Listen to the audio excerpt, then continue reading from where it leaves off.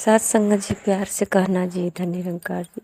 साथ संगत जी, अक्सर हम एक शब्द को दोहराते रहते हैं कि गुरु गोविंद दो खड़े, काके लागू पाँव, बलिहारी गुरु आपकी गोविंद ये लखा है। साथ संगत जी, ये शब्द किसका है और किस वक्त में इसको रखा गया है? साथ संगत जी, ये एक भक्त का शब्द है और साथ संगत जी, हम इसको दोहरा करके पूरे रटन करके क्या इससे हम साबित कर सकते हैं? अगर हमारे सामने गुरु और गोविंद दोनों हों तो ये सवाल हम पूछ सकते हैं अपने सद्गुरु से कि हम पहले किसका प्रणाम करें, सद्गुरु का करें या फिर परमात्मा का करें? तो साथ संगत जी, सद्गुरु के द्वारा परमात्मा की जानकारी हुई तो सद्गुरु के द्वारा परमात्मा की जानकारी हुई। पहले तो हम सद्गुरु को ही पहचानते हैं तो सद्गुरु का प्रणाम करते हैं। इसके बाद सद्गुरु बताते हैं कि ये प्रभु परमात्मा है, इनका प्रणाम कर लो। तो साथ संगत जी, फिर हम उनका प्रणाम करते हैं। इसी प्रकार साथ संगत जी, संसार में बहुत सारे शब्द हैं जिसको हम दोहराते रहते हैं और इसका कोई अर्थ सामने नहीं होता है। हमें लगता है कि इन शास्त्रों को हम पढ़ करके अपना मकसद पूरा कर लेंगे। साथ संगत जी, गुरुवाणी तो केवल एक होता है, जिसे कहा जाता है गुरु की कृपा। तो अगर किसी गुरु के हम शरण में जाते हैं तो केवल एक मंत्र होता है गुरु का और उसको जो है सुमिरन करने के लिए कहा जाता है। गुरु का कुछ इस तरह का आदेश हो या उपदेश हो, मंत्र हो, साथ संगत जी, सतगुरु माता सुदीक्षा जी महाराज आज ब्रह्म ज्ञान का दात देकर सभी भक्तों को निहाल करके साथ संगत जी सेवा सुमिरन सत्संग करने का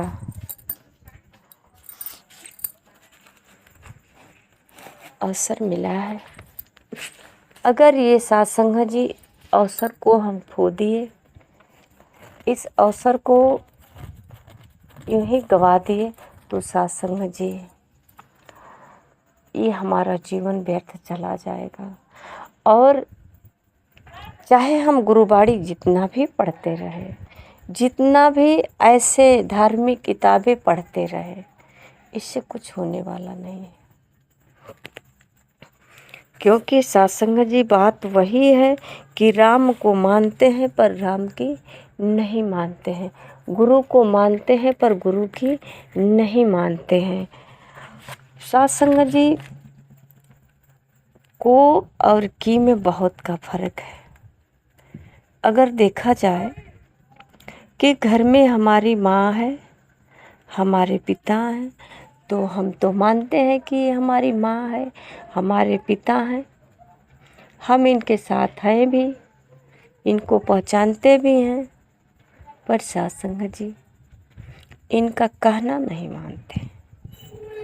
माता पिता कहते हैं कि अच्छे से पढ़ाई करो, तो पढ़ने में मन नहीं लगता है।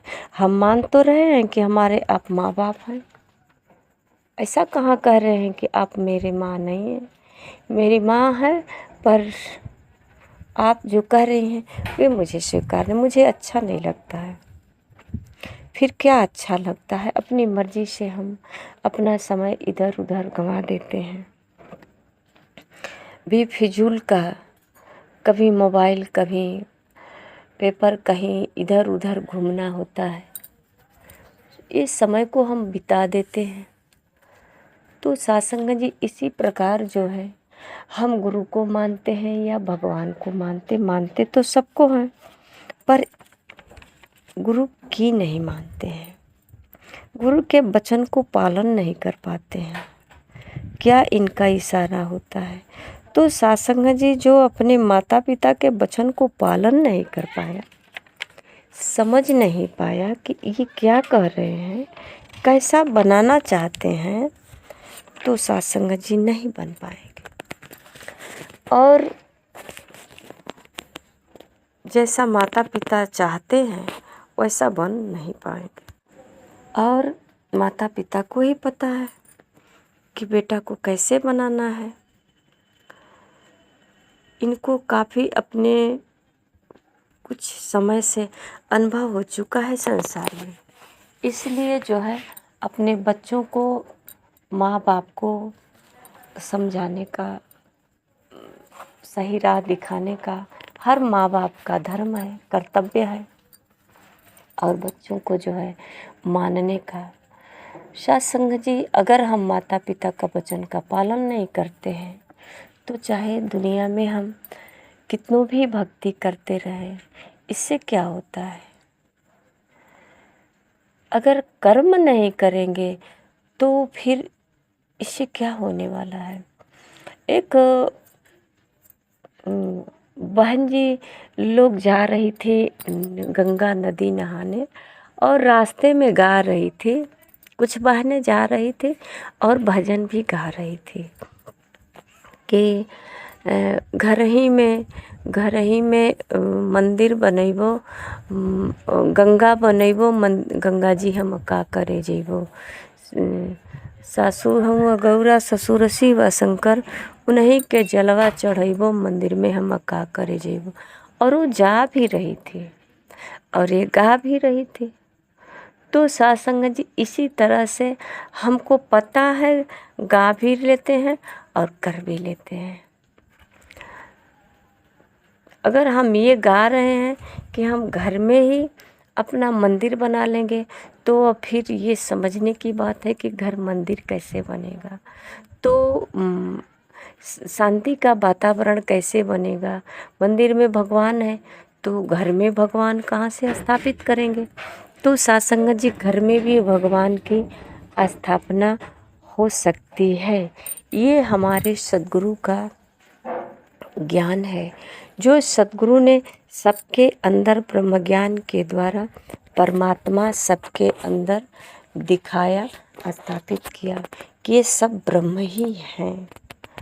ये जो हमें दिख रहा है, एक पानी के बुलबुले का उदाहरण देते हैं, और जैसा कहा जाता है कि पानी में जो लहरें बनती है, ये लहर पानी से ही होता है और ये फिर पानी में ही समतल हो जाता है।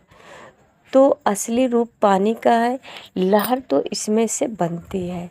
इसी प्रकार सत्संग जी महापुरुष हजारों उदाहरण दे करके समझाने का प्रयास करते हैं कि ये जो दिख रहा है कुछ क्षण के लिए, ये साकार रूप है।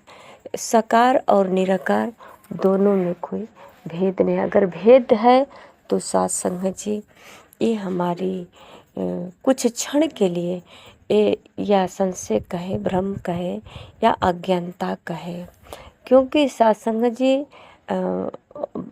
बाबा जी अक्सर विचार में समझाते हैं कि शक्कर का जो है मिठाइयाँ बनता है तो सत्संग जी उसमें कई आकार देते हैं, पर होता तो शक्कर ही ना है। हम उस मिठाई का नाम लेकर के बुला लेते, चाहे वो हाथी कहें या घोड़ा कहें। जैसे मिट्टी का खिलौना बनता है तो होता तो मिट्टी का ही है, पर खिलौने का अलग अलग नाम होता है। इसी प्रकार सत्संग जी उदाहरण देते हैं कि मैदा एक पकवान बहुत तेरे। आजकल मार्केट में सत्संग जी बहुत सारे ऐसे आया है खाने पीने का सामान, जो हाथी घोड़ा या तमाम प्रकार का आकार में होता है, उसको सब लोग तेल में तल करके खाते हैं। तो साथ संगत जी होता तो एक ही है, पर अलग अलग उसका रूप बदल जाता है। साथ संगत जी इसी प्रकार गुरु के द्वारा ये सत्य की जब जानकारी हो जाती है तो ये बात केवल रटने तक नहीं होती है, बल्कि जो गुरु ने मंत्र दिया है, जो सद्गुरु हमको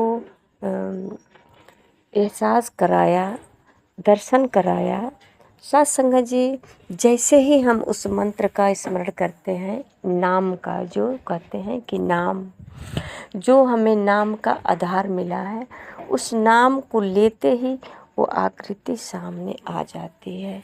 जैसा कि साथ संगत जी किसी व्यक्ति से हम परिचित हो जाते हैं और उसका नाम भी पता होता है, तो किसी ने बताया कि ये फलाना व्यक्ति हैं, इनका नाम है, तो जब हमारे सामने जैसे ही वो परिचित हो जाते हैं, अब वो कहीं भी रहें, उनका नाम जैसे ही याद आता है, तुरंत उनका पूरा पूरा आकृति सामने आ जाता है। साथ संगत जी इसी प्रकार सद्गुरु के द्वारा जो हमें ज्ञान का साक्षात्कार होता है, जो नाम मिलता है, नाम लेते ही तू ही निरंकार मैं तेरी शरणहार मैनू बख्श लो, तू ही निरंकार मैं तेरी शरणहार मैनू बख्श लो। महापुरुष हर समय जो जहाँ भी रहते हैं, तू ही निरंकार, तू ही निरंकार, हर समय जो है इनको हर जगह तू ही निरंकार, तू ही निरंकार, ऐसा इनको नाम दिया गया है।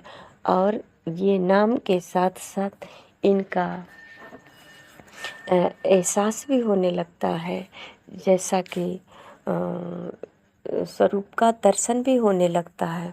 तो साथ संगत जी जब तक हम देखेंगे नहीं, तब तक कैसे स्मरण कर सकते हैं, कैसे इनको पहचान सकते हैं, हम इनकी गुणगान कर सकते हैं। और साथ संगत जी परमात्मा का गुणगान करना, परमात्मा को सामने महसूस करना, ये परमात्मा अंग संग है। जब हम महसूस नहीं कर सकते हैं तो कैसे कहेंगे कि परमात्मा हमारे अंग संग हैं। तो साथ संगत जी जब परमात्मा की पहचान हो जाएगी तो हम परमात्मा को जान करके जब जैसे ही इनका नाम का जाप करेंगे, इनको याद करेंगे, तो ये साफ सामने दिखेंगे। और जिसके अंग संग में परमात्मा महसूस हो जाए, जिसको एहसास हो कि परमात्मा हर जगह है, सब में है, हमारे अंग संग है, तो साथ संगत जी उसकी तो दुनिया ही बदल जाएगी। वो तो हर समय जो है इनके एहसास में ही अपना जीवन बिताएगा। उसे तो कोई गम भी नहीं छुएगा, उसे तो कोई खुशी में बदलाव भी नहीं आएगा। और किसी का मतलब ये नहीं है कौन अपना है कौन बैरी है, ये तो सब जगह तू ही निरंकार करने लगा। अब इसे किसी प्रकार का बदलने का चांस नहीं लग रहा है, क्योंकि परमात्मा को सब जगह देख रहा है। अब एक रस हो गया है, इसका भाव बदलने लगा। अब सब जगह इनको देख करके ये इसके अंदर बदलाव आने लगा। था तो वही, पर अब इसके अंदर जो भाव था वो बदलने लगा, धीरे धीरे धीरे धीरे बदलने लगा। इसके अंदर अब वो गुण आने लगा जो गुण सद्गुरु चाहते थे, जो एक भक्त के अंदर होना चाहिए। अब ये अपनी मर्जी से जो संसार में कर रहे थे, अब इससे भय था कि हम गलत कर रहे हैं कि सही कर रहे हैं, और करते जा रहे हैं, रुकने का नाम भी नहीं लेते। तो सासंगत जी जब ये परमात्मा को महसूस करते हैं, ये जैसे ही इनका एहसास होता है, जैसे कोई चोर चोरी करता है और उसको एहसास होता है कोई आ रहा है तो सजग हो जाता है। इसी प्रकार सासंगत जी जो गुरु के द्वारा परमात्मा को अंग संग में एहसास करते हैं तो वो सजग हो जाते हैं। अब गलती से भी गलती नहीं होता, इनका जीवन अब बिल्कुल सुधर जाता है, संवर जाता है, इनके अंदर मानवीय गुण भर जाता है, ये कल्याणकारी हो जाते हैं। ये कहीं भी रहते हैं, चाहे भीड़ में रहे या अकेले में रहे, कोई फर्क नहीं पड़ने वाला, क्योंकि ये जिनके साथ मिले हुए हैं, जिनके साथ मिले हुए हैं साथ संगत जी, ये आनंद में हैं, ये परम सत्ता मालिक है और ये सब में है। तो सबके साथ रह करके, सब भीड़ में रह करके जो है ये एक ही को देखते जा रहे हैं, देखते जा रहे हैं, ये क्या कर रहा है, कैसे कर रहा है, ये सब देखते जा रहे हैं। तो साथ संगत जी इसी प्रकार जो है जो महापुरुष संतों के संग आए, ये संत जो है गुणवान होते हैं, इनके अंदर परमात्मा का वास होता है, परमात्मा विराजमान होता है। ये हर समय तू ही का जाप करते हैं, परमात्मा इनके अंदर जो है विराजमान होते हैं और जो इनके करीब आते हैं उनका भी कल्याण होता है। और सासंग जी महापुरुष कहते हैं कि पहले के ज़माने में जो तपस्वी लोग होते थे तो कोई अगर इनके पास आकर के वर मांगते तो कह देते तथास्तु। तो सासंग जी वो इतना अपने को तपाए हैं, इतना तपा करके ये परमात्मा का जो है स्मरण किए हैं कि इनको जो है परमात्मा में और इनके अंदर कोई फर्क नहीं। अगर फर्क कुछ दिख रहा है तो जो साकार दिख रहा है ये शरीर में है और परमात्मा विदेह है। ये परमात्मा शरीर से परे है, मन बुद्धि से परे है। तो सत्संग जी पर अंदर अंदर दोनों मिले हुए होते हैं। इसलिए जो भी कल्याण इनके द्वारा होता है, जो कहते हैं तथा अस्तु, तो ये परमात्मा ही कहता है, इनसे मिले हुए हैं। अब परमात्मा शरीर भले ही, माध्यम भले ही, जैसे एक माइक के सामने आकर कोई बोलता है तो ये माइक जो है इस आवाज़ को सब जगह फैलाता है, पूरे गांव में दूर दूर तक ये आवाज़ को फैला देता। अगर ये माइक नहीं होता तो नहीं सुन पाते कोई। तो सत्संग जी इसी प्रकार ये शरीर नहीं होता, ये मुख नहीं होता, कान नहीं होता तो सुन नहीं पाते, ये जुबान नहीं होती तो फिर बोल नहीं पाते। तो ये शब्दों का संग कैसे होता, शब्दों से मेल कैसे होता, शब्दों की परख कैसे होती, क्या शब्द है। और शब्दों से ही तो, शब्द ही तो गीता बना है, शब्द ही तो रामायण बना है, शब्द ही तो सब कुछ, तो शब्द ही है। अगर खाने को कहा जाए तो शब्द से ही कहा जाए, अगर सोने को कहा जाए तो शब्द से कहा जाए, अगर गाली भी दी जाए तो शब्द से, ये शब्द ही है। तो आइए साथ संगत जी, शब्द को बनने के लिए तो ये साकार का होना जरूरी है। तो परमात्मा ने इस साकार को पकड़ा और साकार से ही सब कुछ करने लगा। ये सृष्टि की जो है संचालन करता है। तो आइए साथ संगत जी, हम सतगुरु के चरणों में आकर के ये सारे राज को जाने कि परमात्मा कहाँ है, क्या करता है, कैसे है, इनसे मेल कैसे होगा और पहचान होगी, मेल होगी। तो सिर्फ इतना ही काफ़ी नहीं है साथ संगत जी, हमें इनके साथ कैसा व्यवहार, कैसा आचरण करना होगा। साथ संगत जी सतगुरु माता कहती हैं कि ये तन मन धन परमात्मा का है, तन मन धन परमात्मा का है। फिर कहा जाता है कि सेवा सुमिरन सत्संग करना है। तो सत्संग जी ये तन मन धन नहीं होगा तो हम कैसे सेवा करेंगे, कैसे सुमिरन करेंगे, कैसे सत्संग करेंगे। तो सत्संग जी ये परमात्मा को हमको हर समय ज्ञात रहे कि परमात्मा का है। हमें ये सब अवसर दिया है सतगुरु परमात्मा ने अवसर दिया है मानव जीवन का, ये तन मन धन दे करके कि संसार में सेवा सुमिरन सत्संग करके हम अपने ये 84 लाख योनियों से मुक्ति प्राप्त कर सकते हैं। अपने 84 लाख योनियों से आवागमन के चक्कर से बच सकते हैं। और मानव जीवन आए हैं तो क्यों आए हैं इसको जान सकते हैं, और किसी कार्य से आए हैं तो इसको कार्य को पूर्ण कर सकते हैं। साथ संगत जी प्यार से कहना जी, धन्य निरंकार जी।